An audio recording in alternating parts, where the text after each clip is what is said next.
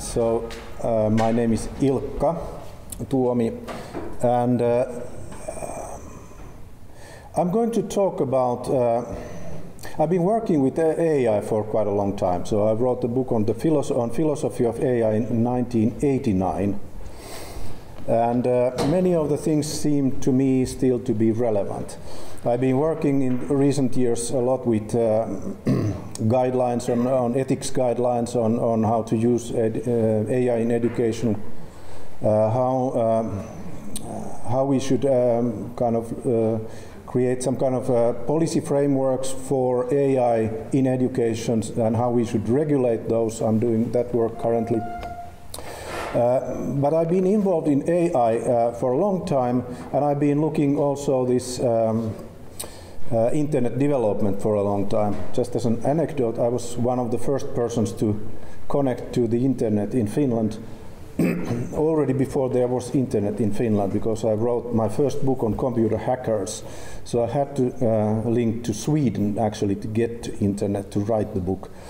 Anyway, that's a long time ago, but still it's a very short time ago. So it's only part of my life. And I've seen it grow from about zero to what it is today.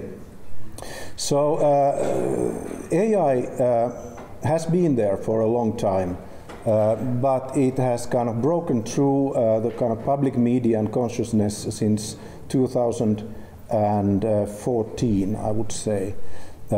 First, not so visibly, but then very visibly, and the last year was really kind of explosion in this area.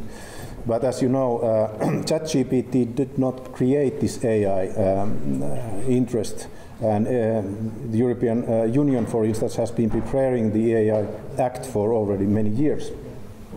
So it has become a kind of big political thing. And there is, of course, huge expectations also, because it looks like there is a new technology that's going to revolutionize the world. You can find very many high-level statements that how this is going to change the world. And one area which I'm focusing here is how it's going to revolutionize education. My take is going to be slightly provocative and certainly somewhat different from what you probably have heard before. And I hope that we have a very interesting and nice learning experience for me and for you as well. What should we be thinking about artificial intelligence in the context of education in the coming years? So where are we actually heading? So my question about how AI is going to revolutionize education is actually very much about how we are going to revolutionize education and what is going to be revolution in education and how artificial intelligence technologies can come in this societal change that actually has been going on already for quite a long time. So in my view, we have run out of the industrial society, its models of production, the work as we used to know it, and knowledge production in the society as we used to know it, at least partly. And my question for myself has been already for quite a long time that what's going to happen next? So we are going to something new. We don't have the words for it, and we don't have the kind of routine, and we don't have the economic and social institutions for that. All that is kind of shaking, and we can say that it's almost like the weather here. Last week it was 25 or almost 30. Now it's as cold here as it's in Helsinki. So world is in turbulence. My question is, what's going to happen to education when we start to have this artificial intelligence around? So I'm asking not only that how AI, what is AI in education, but I'm also asking what would be the critical thinking about AI in education. What could we mean by that? And there I'm now addressing, I will go rather fast, I think, here. I'm talking about concepts like emancipation, automation, and efficiency in the context of AI and education. So AI and education is combined there because there are two different aspects of artificial intelligence in education. The other one is how we use AI for pedagogic purposes and in education, for learning, for teaching, for education administration. The other aspect is, of course, what should we know about AI? What should we teach about AI? So this links to like competence frameworks that are currently being developed. I'm involved with UNESCO work on developing AI competence frameworks for teachers and for a second one for students. So this is related to what they would need to know about AI and how they would, what kind of competencies they would need to have there. But I'm focusing more on the kind of organizational, institutional, system level issues. And there, of course, the idea that technology is going to revolutionize education, that's a very old idea. Over 100 years, people have been thinking that if we just put all the books into the machine and then the students can kind of internalize that knowledge, learning is taken care of. And there are various technologies always kind of focusing on the current state of the art. So whether it's a television, whether it's a radio, whether it's a book, in this case, the kind of first radio type of technology is available, whether it is artificial intelligence, always the newest technology is going to revolutionize education. On the other hand, this looks very interesting. You have all the boys there, no one is talking to anyone, they are just kind of internalizing knowledge that exists in the book. So this is a very common view on education also. This is now changing, and I'm going to say something about that. But then you have new technologies basically implementing more or less the same types of ideas. This is the famous example from China, where you have monitor, you basically detect the brain waves of the students at the school, and if the student is kind of wandering in his mind and not focusing on the lesson, there is a red light flashing on his or her head, and the parents can connect through the internet to check whether their students are really studying or not. So, of course, this is now wireless technology, but still the model of learning seems to be very similar.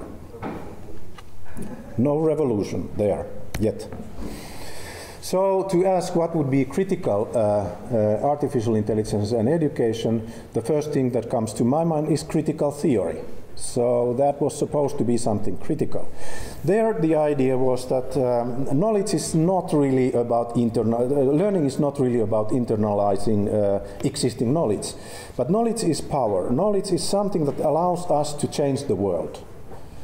So the Horkheimer and Adorno type of critical theory distinguished between knowing the world as it is, knowing the world from the point of view of changing how it is. So I will start from this kind of critical theory point of view, approaching this AI. So of course critical theory itself was based on Marx's work, which was very critical on materialistic philosophy in the 1980s. And the final thesis of Feuerbach basically is the source of these critical theories, at least in my view, where Marx's view on epistemology, which is actually quite interesting. He was thinking that the things that we know are products of human activity. So social practices structure the world and create all kinds of things and instruments and what we know as meaningful aspects of the world are actually socially constructed. They are historically produced and culturally produced, and because of that whenever we do something, we actually change the epistemic basis of the society. And the last, I think it was the 11th thesis, the philosophers have only interpreted the world in various ways. The point is to change it. That is an epistemic point, fundamentally. And that led to critical pedagogies. So the most famous proponent was Paulo Freire, who was specifically focusing on oppressed parts of the society and thinking of adult education as a way of liberating people. So this is not about internalizing existing knowledge, it's about changing the world. Knowing the world in ways that allow you to change the world. So this would be another take on what could be critical here. This of course has had huge impact on all kinds of modern cultural movements. Disabilities, indigenous rights, post-colonial, queer, feminist, and so forth theories are fundamentally aligned with this kind of thinking and pedagogical views. Very different from what we see today in many discussions about AI, where we can see that people think that AI is now allowing to make learning and teaching much more efficient. We can know better, faster what we need in the labor market. That is a very kind of conservative view on learning, of course, and pedagogies. But let's talk about that a bit more in a minute. So what was critical in this critical pedagogy? This is one of the examples from Henri Giroux and McLaren. But if I'm trying to see what would be the core of this critique, they say that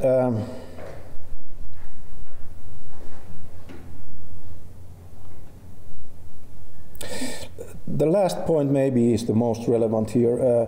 The definition of teaching and learning provided by this discourse ignores, as we have pointed out, the imperative of viewing schools as sites of social transformation, where students are educated to become informed, active, and critical citizens.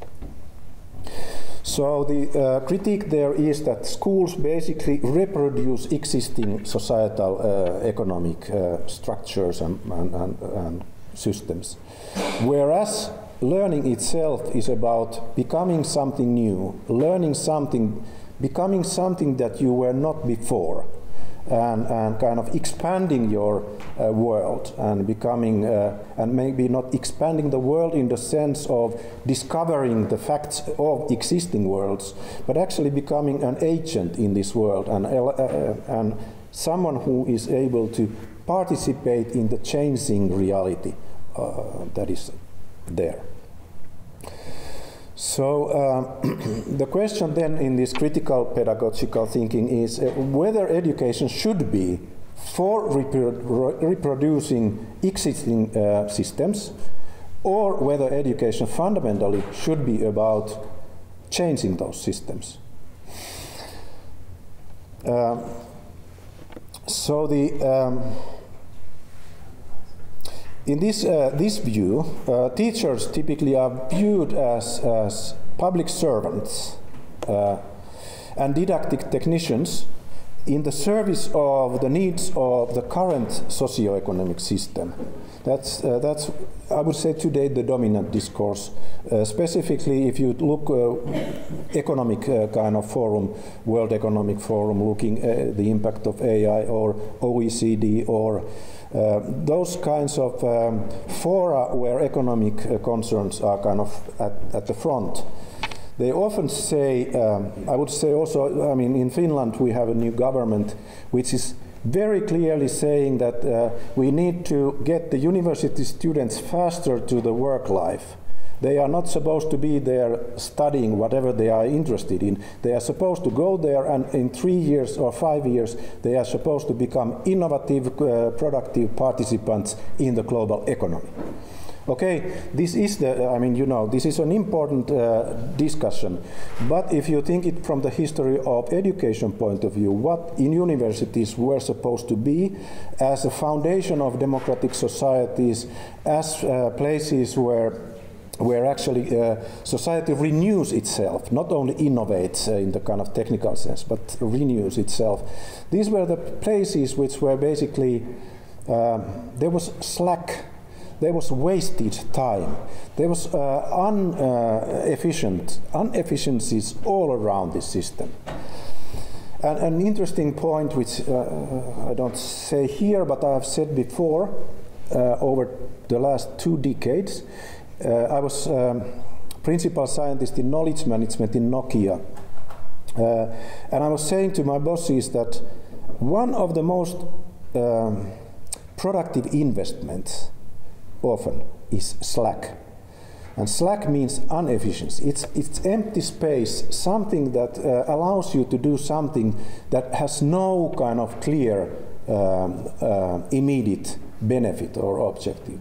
So you can kind of try to come up with something that looks interesting, and then after you have something that is interesting, then you have to come up with a good argument why it is actually something that we should be doing.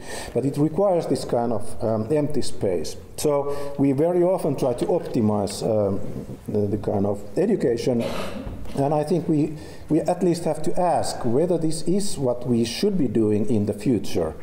Or whether it was something that was in a way an artifact of the industrial age, where actually very specific types of skills were very important in the economic system and processes, but which may not be important in the future when we have AI everywhere. Okay, so I'm just kind of throwing this question that you can say that education, okay, just make it explicit. You are either talking about making it more efficient, or you are talking or reproducing existing systems, creating workforce that is able to work on these highly innovative areas like computer science and so forth. And you can take the kind of critical view and ask whether this is what we actually would need to be doing in the future, when actually AI is doing a lot of the programming work anyway, and so forth. But this is just a question for discussion.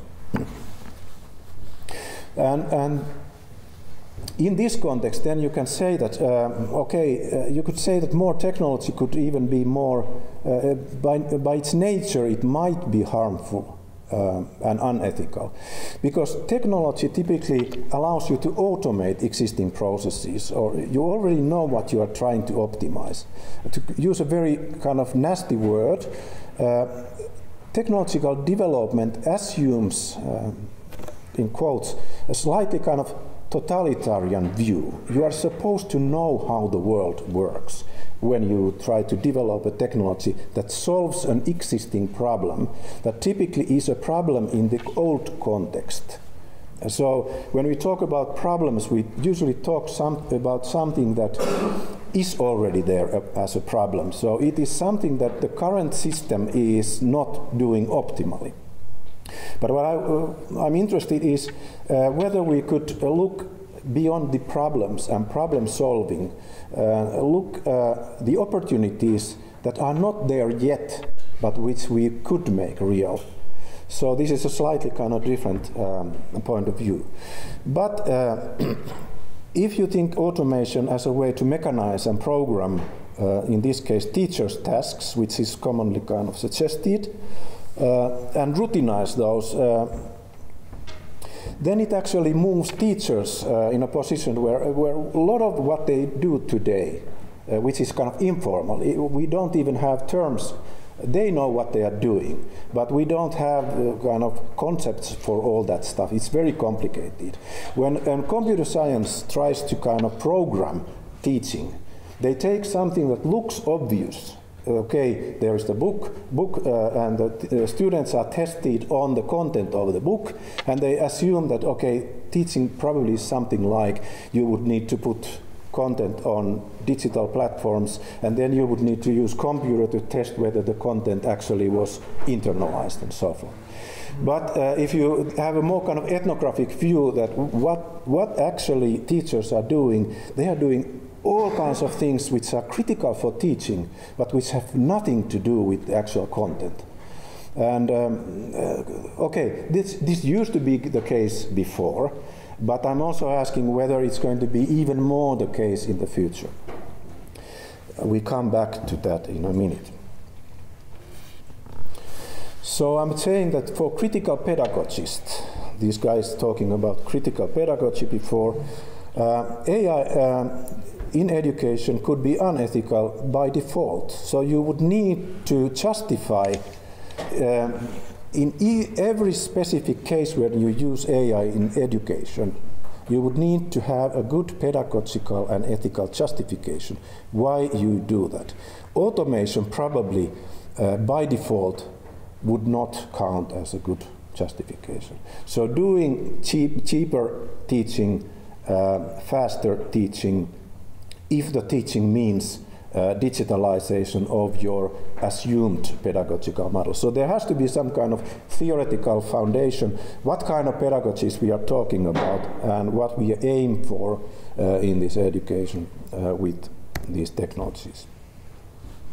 So AI Ed, in the same way, you can ask whether artificial intelligence in education reproduces existing kind of structures, or whether it supports development. And now I'm taking actually kind of a personal position. I'm saying that AI actually should be used to enhance the development of human agency in educational settings. So it should be used, it should be viewed, its potential should be viewed as a kind of technology that allows us to become more than we were before. And this is, yeah, for many reasons I think that this would be much more interesting than, for instance, typical intelligent tutoring systems that are focusing on content transfer and so-called mastery learning. So mastery learning idea is that you have given content and then you can you can personalize learning for different types of students, because all students are different, and you can monitor how they progress towards a given goal. And the given goal is measured by testing with standardized examinations, the kind of outcomes. I would even say, provocatively, this may be a very bad idea in education. Learning probably is not at all about this type of content transfer. And I will show you, you know already that there's been a lot of discussion on that. I will come back on that in a minute, why it's different. So, there have been a lot of discussion how AI can support education, and these are just some examples. You can use this AI to make service delivery more efficient and effective. So faster mastery of given learning content, intelligent tutoring systems are doing that, typically. Address the emerging needs and new skill demand in the labor market. So computational thinking is really kind of about that kind of thing, AI literacy. You need to acquire these kind of technical skills to be able to participate in these better paid jobs and so forth. I'm not saying that these are not irrelevant things. I'm just saying that these are fundamentally aimed to improve the service delivery and its effectivity. And then, of course, automate bureaucracy. So often I see that people say that AI will free teachers' time for tedious administrative chores. Technology tends to have this kind of kickback effect. So we know, I mean, this is the famous example, is the laser printer or computer inkjet printers, that now we don't need to have paper anymore because we have digital computers and digitalization. But actually the amount of paper was really growing after computers came out. So there are these kind of feedback loops. It's not at all clear that AI would reduce the effort from teachers. Actually, if you ask teachers, they say that they don't have enough time to do this, and so forth. And then there has been also proposals that you can scale up the delivery. So, for instance, the less developed countries now, if they have problems that they don't have quality teachers enough, AI has been proposed that now when we have this AI, you don't need these teachers anymore. You can, I mean, Africa has been often said that, yeah, you can do all the teaching in Africa because there are ChatGPT now and so forth. And of course, I mean, that's kind of reflects the idea that you kind of take this technology and do things more efficiently and delivery. Not very critical, in my view, there. But it also means that if that would be the case, and I think we can do a lot, AI will definitely make things more efficient. It will speed up things. It can do that. My question is that something we want to do? So let's take kind of let's see what we did when we tried to do this during the last 50 and 100 years. So what is the track record now? We have been speeding up, yes. So if we simply extrapolate the history, if we keep on doing what we did, but we do it faster and more efficiently, my question is, would it mean maybe faster global warming, unsustainable resource use, reduction of biodiversity, exorbitant concentration of power and resources, political instability, depression? I mean, you know, school kids all around the world are having mental problems nowadays. Pessimism, they also say that they don't know what the future can be and so forth. So these are problems that are produced by the system, the historical system that we had. There I'm simply asking, do we want to do that more efficiently? Or do we want to do something different? And that would be the kind of critical take on there is probably an alternative. And my question is that, should we be thinking about how to use AI in a new way and in a different way? So there you can check what actually these AI systems currently do from the learning theory's point of view. So if you look data-driven AI systems like ChatGPT, machine learning systems that we have today, they are basically learning, from a learning theory point of view, they are doing associative learning simply. They are finding correlation between, statistical correlation between data and reaction. So these are the kind of Skinnerian type of behavioristic machines. Their learning is behavioristic learning. Now they are slightly moving towards the slightly more cognitive level, where we are using words, and ChatGPT already is getting towards the Piaget type of theories of pedagogy. But the critical pedagogies like Freire was asking a different question. How we make the culture, and how learning and education are part of this process, how we create new culture all the time. Vygotsky, in turn, was looking how the culture, the kind of historical and cultural inheritance we have in all the systems of conceptual systems, but also in social practices and so forth, how they actually become part of a child's cognitive processes so that the child becomes an adult thinker. So in Vygotsky, the processes of thinking change in the education process. This is primary and secondary education, maybe. But it is useful to kind of locate the current AI systems. Machine learning systems are on the bottom level. Clearly, they are something that insects can do, or pigeons. That's why I've been saying that actually artificial intelligence should be called artificial instinct. So these are the kind of reactionary things where actually there's very little cognition going on. Whereas humans are actually having models of the world and models of the behavior of the world, and they are not reacting to the world itself, but they are actually reacting to their models of the world. So we have meaningful worlds, and humans are special in that sense. We live in completely culturally mediated world where everything we see, think, and act is based on kind of socially created, culturally created meaning. So we don't react to the kind of nature in itself as a rock or kind of Newtonian apple that falls on the ground, but we actually react on a world which is inherited and which is learned through education.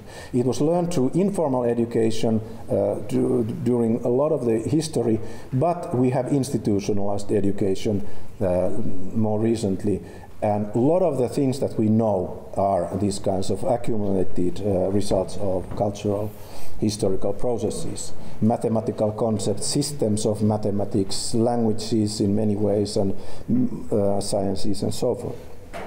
So we live in a very different world, and AI lives in a different world.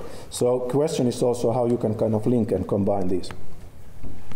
So I've been thinking about if I'm saying that the fundamental function of fundamental social and human function of education is to expand the agency capabilities of people and societies.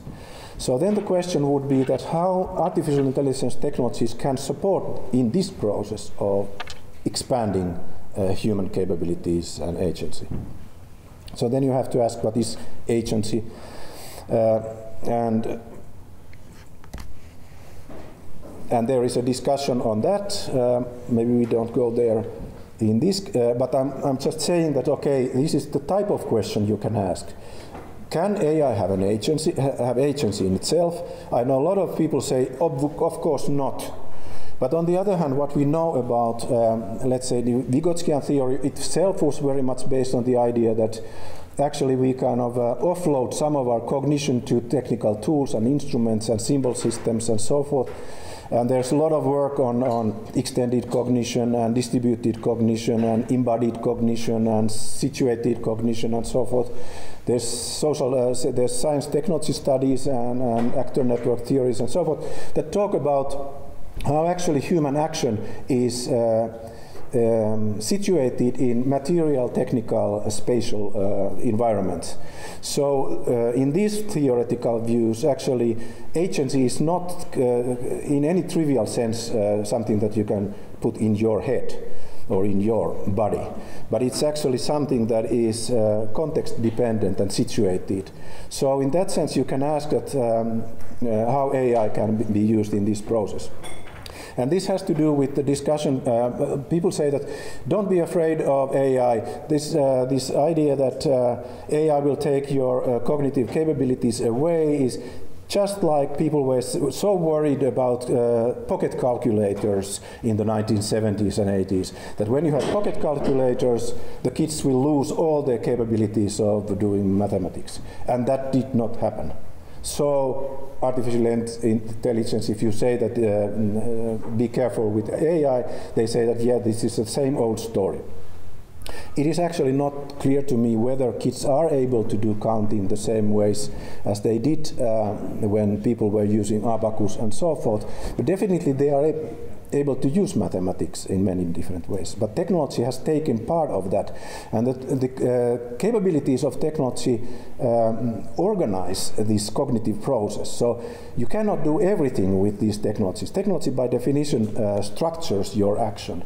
So you cannot push with a rope, but you can pull with the ropes. All these technologies have these affordances.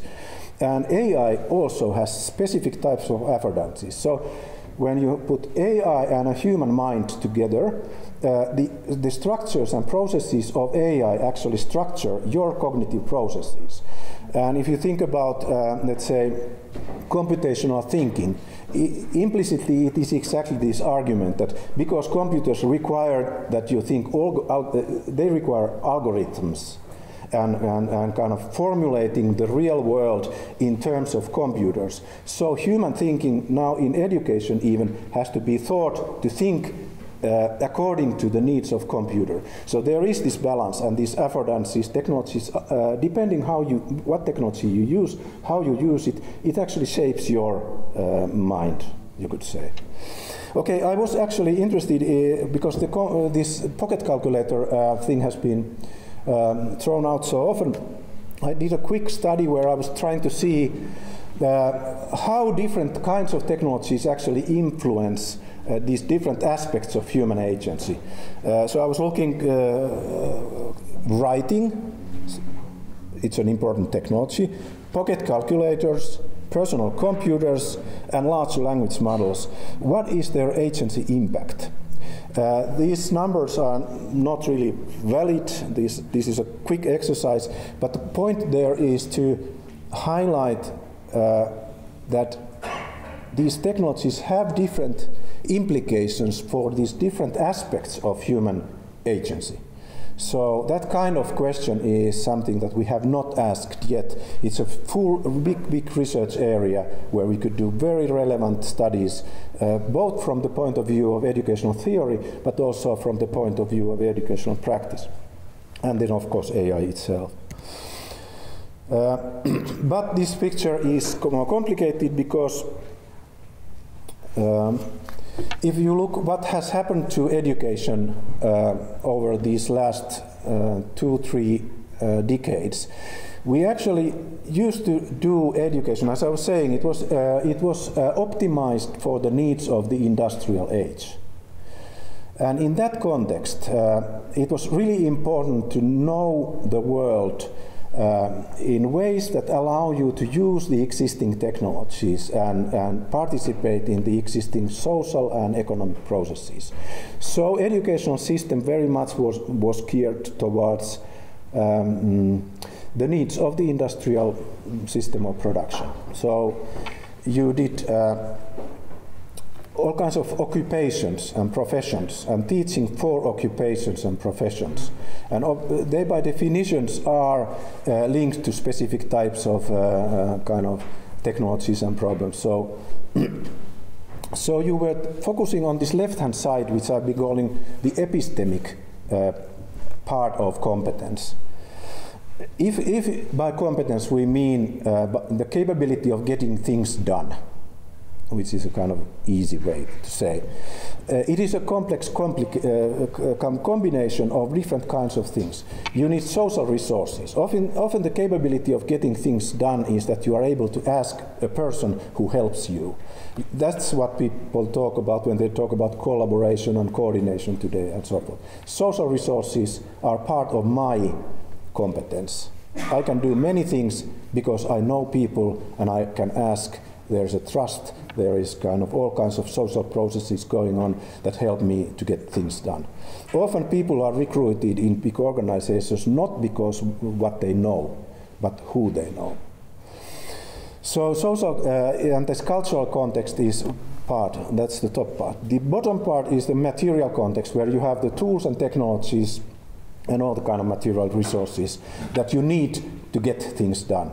So if you think about brain surgeon or someone really kind of at high level of expertise, the guy is not able to do anything without nurses and without a knife and without an X-ray machine and so forth. So if you take the technological material infrastructure out, the guy becomes completely incompetent. Okay. Then the left-hand side is really about expertise. So skill, knowledge, and experience is the epistemic part of competence.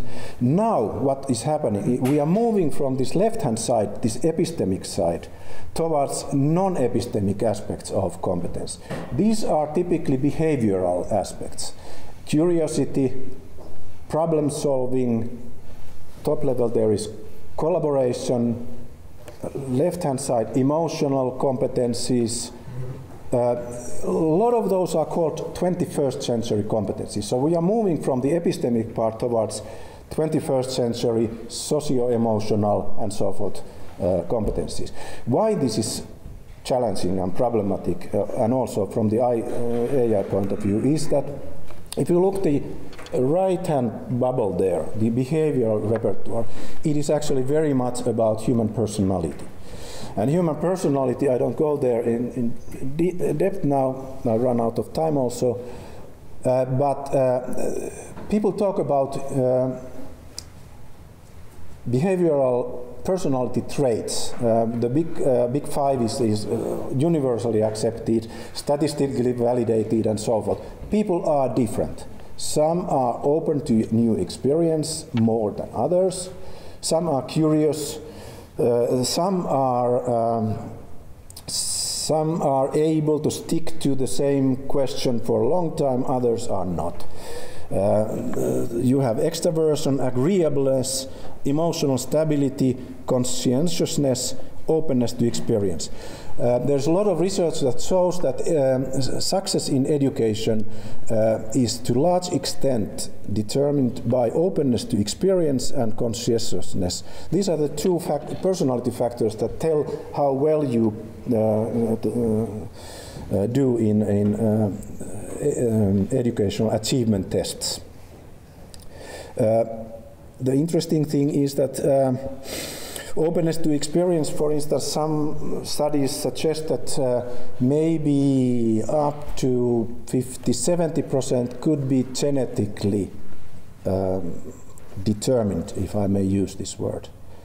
This is really a tricky thing, I know, but let's point that when a child is about 3-year-old, in theory, you can use all these well-validated instruments to create a picture of this 3-year-old kid, and you can predict whether McKinsey will hire the kid when he or she is 18–20 years old. Because socio-emotional skills, openness to experience, problem-solving skills, all that stuff. Of course, the left-hand side is really, studied a lot. That's the intelligence, abilities part. People are different. If you keep on increasing the efficiency, you will start to highlight these differences in ways that may not be sustainable in any kind of democratic society. So you have to ask, is this something that we would like to do? None of these are really actually like in the EU AI Act in high-risk cases, although personality is kind of touched there. But I've been saying that this may be more than high risk if you look at the long-term impact of AI and learning analytics from this point of view. Anyway, I'm finishing here. Hopefully, I've been able to kind of paint a picture that shows some empty spots where new thinking and new research, new studies would be probably very interesting and probably very useful. So there is a possibility, for instance, in education theory to link like the Vygotskian theories, Freire's pedagogical ideas and so forth. My own current thought is that we might be able to view AI not as a way to personalize content transfer more efficiently. I'm questioning whether learning ever was about personalized thing. Learning is very much about learning what is relevant in the societies around us. And even if you think about mathematics, it's a cultural thing. It's learning about what the previous generations of mathematicians have been created. This would be the most kind of formal type of knowledge.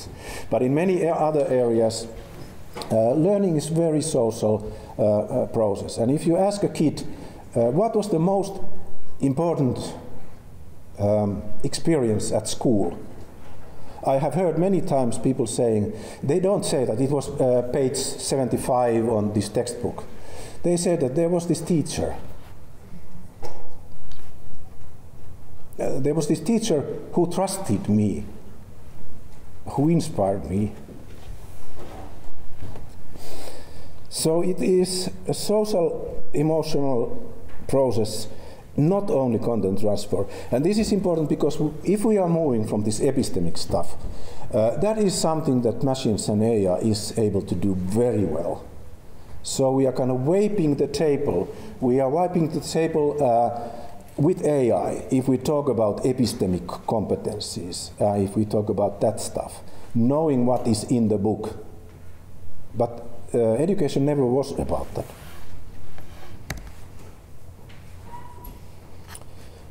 So I'm just saying that, yeah, okay, let's do something new, let's do something different, let's not just repeat what was there. So all research should be always critical, that's kind of starting point, I think, but let's keep that flag flying, it is important. So, and there's some just points where I've been discussing then, which I think are relevant. I will share these slides so you can see this. Okay, but this was my kind of intervention, and whenever I prepare these things, I learn a lot. I hope you learned a lot when I was kind of trying to explain what I was learning. But I hope we can keep on going and continuing the discussion in the future. Thank you.